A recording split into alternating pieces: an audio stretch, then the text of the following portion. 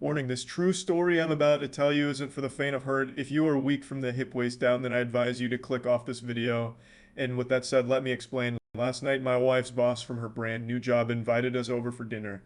On the drive over, my wife reiterated many times to me just how important it was to make a good impression. I scoffed and arrogantly informed my silly wife that I always make good impressions. My wife's boss is a single lady in her 50s, so it was just the three of us.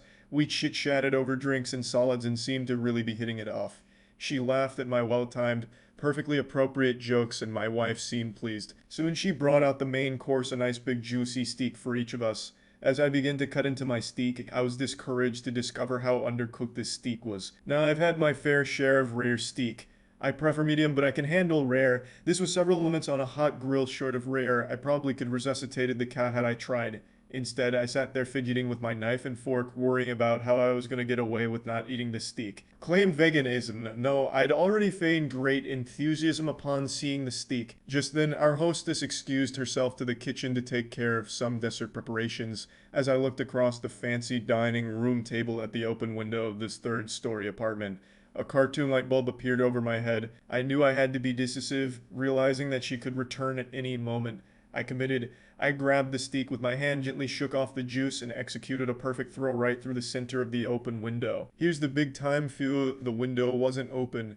It was the cleanest fricking window you've ever seen in your life, that is, until my mostly raw slab of steak slammed up against it and slowly slid down, leaving a trail of bloody juice in its wake. My wife, whose steak was a nice medium rare and was unaware of my predicament, turned, jaw dropped, and stared at me like I was an alien from another planet. This look then slowly morphed into more of a "there is no place on this planet you can ever hide from me" expression of demonic anger. My wife's boss heard the thought of the steak on window and packed and came quickly. She took in the scene, the steak sitting on the windowsill, the blood trail, my empty plate, and then gave me an inquisitive, puzzled look. I just didn't know what to say. It felt like a minute of silence, but it was probably 3 or 4 seconds. Finally, the best I could manage was "I'm so sorry I'm such a klutz. I don't know if it's just cutting it."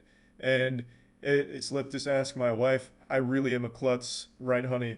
Nope, coming from that direction. "I would clean this up. I believe this. I am so sorry.